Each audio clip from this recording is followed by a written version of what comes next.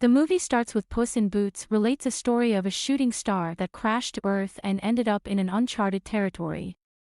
According to the myth, the star holds a single wish, which will be granted to the deserving owner of the star.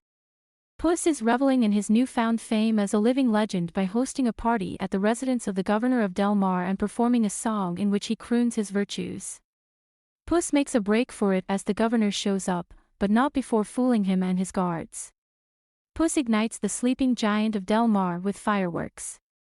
He fights the one-eyed behemoth heroically as it tries to obliterate the village. The clever Puss ties a bell around the giant's horns and uses it to knock out the heavy beast.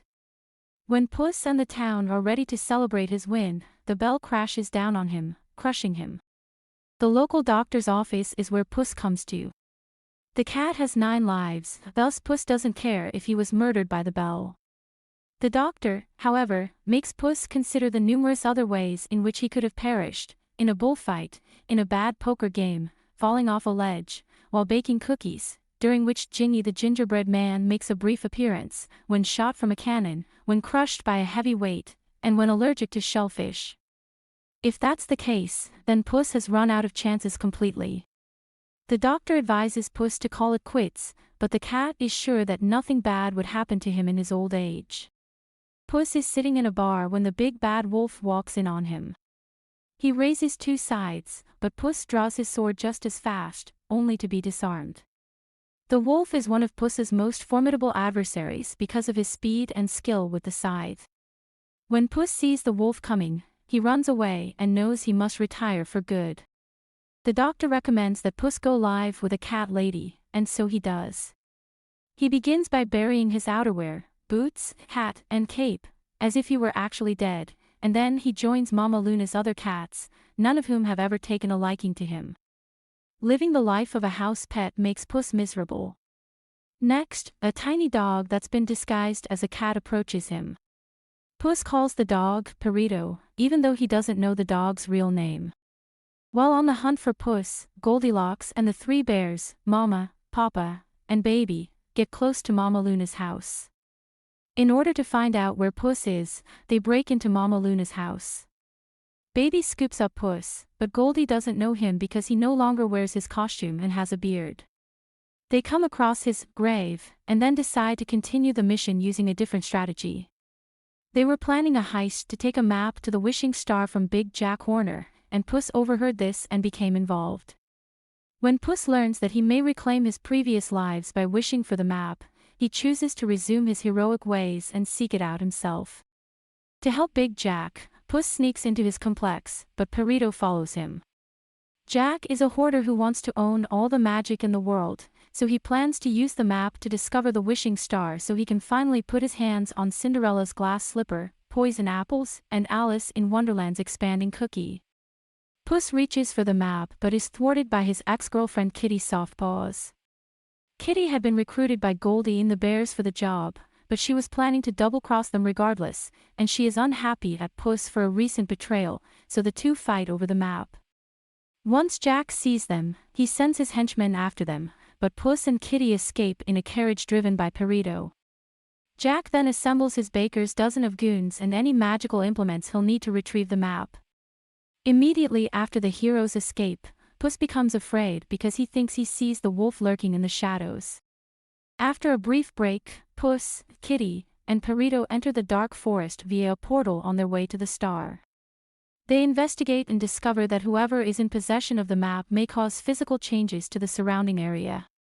When Puss and Kitty take it, they are doomed to a life of peril, but when Perito holds it, the road ahead is paved with rainbows and unicorns because of his boundless optimism. The felines settle on allowing him to have the map. The sudden realization that Goldie and the bears are descending prompts them to quicken their pace. After passing through a field of enormous flowers called a pocket full of posies that attack Puss and Kitty, the trio finally reaches their destination. They need to stop and smell the roses, as he puts it. Jack and his goons encounter the posies with Goldie and the bears. Jack's men do worse and are eaten or murdered, while Goldie and the bears are able to fight their way through. The trio continues on their way, with Perito telling Puss and Kitty his origin story. His real family tried to get rid of him repeatedly, but he always thought it was a joke and kept returning. Eventually, they succeeded in getting rid of him for good by throwing him in a sock with a stone and letting him float down the river. Perito always manages to see the bright side of things, whereas Puss and Kitty are embarrassed by his sob story. Perito is separated from the others and wanders into a vividly colored forest, where Jack and his thugs are waiting.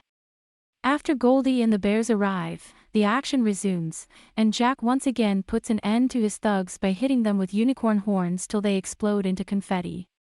Goldie and the bears steal the map from the heroes as they fight. In addition, Jack meets a humanoid cricket, you-know-who tries to act as his conscience by pointing out the good in him. Ultimately, it doesn't pan out.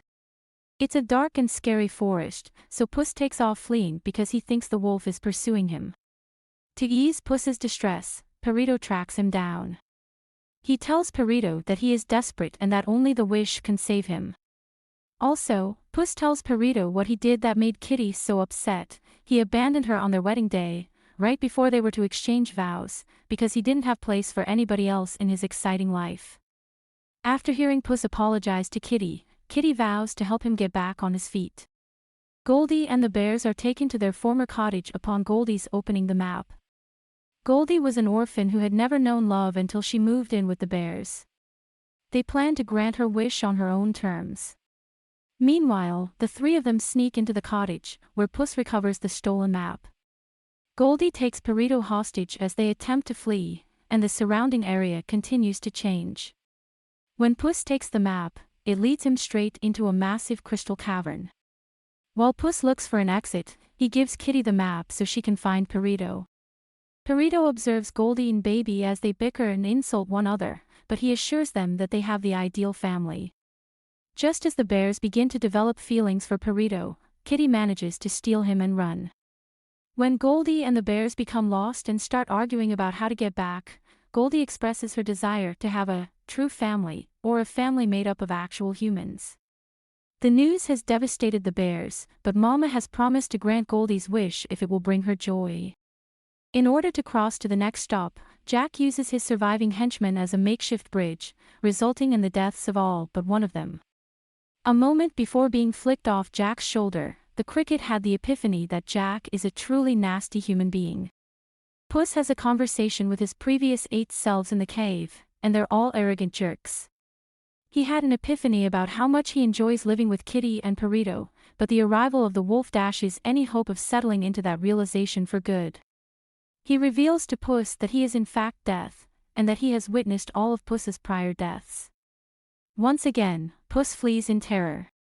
Puss finally reaches the star's location and begins the incantation, "I wish I may, I want I might." After discussing sharing the desire with Puss, Kitty and Perito arrive up, and Kitty is convinced that Puss is betraying her once again. While Puss is trying to explain that death is coming for him, Goldie, the bears, Jack, and Jack's goons all show up.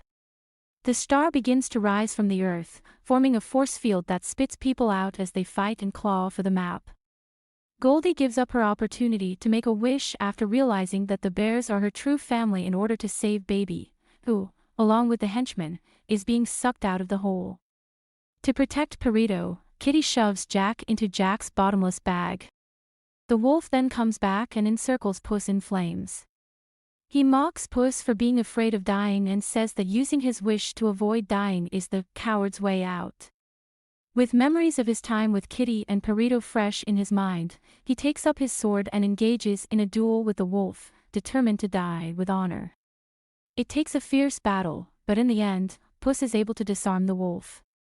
After becoming upset because he had hoped to view Puss in a different light, as a swashbuckling hero who isn't frightened of dying, he determines that another moment will come when he can meet Puss again. Jack comes out of his bag after eating the growing cookie, but the wolf has already left. He takes the map and starts to make his wish, but Perito, having learned from Kitty, tries to distract him with puppy dog looks. Jack being the jerk he is, it doesn't work, but Goldie uses the distraction to throw Puss and Kitty at him as the bears enter the fray. The star malfunctions after Puss, Kitty, and Goldie rip the map to shreds. Jack tries to reassemble the map, but he's missing a crucial piece, one that the cricket has in his possession and will destroy with the help of Jack's phoenix. After the star completely disintegrates and consumes Jack, it launches back into the sky and explodes. When Goldie and the bears say goodbye to Puss and his pals, they go their separate ways. Perito decided to keep using his given name since he is content to consider Puss and Kitty his new family. Together, they enjoy the starry night sky. Several days later, as he prepares to leave on vacation, the governor discovers that his boat has been stolen, and he has a pretty good idea who might be responsible. In search of fresh experiences and, as Puss puts it, old friends, Kitty and Perito board a ship. The scene shifts to the realm of far, far away, presumably so Puss may pay a visit to a specific nasty green monster that lives there. If you liked our video, you might want to subscribe to our channel.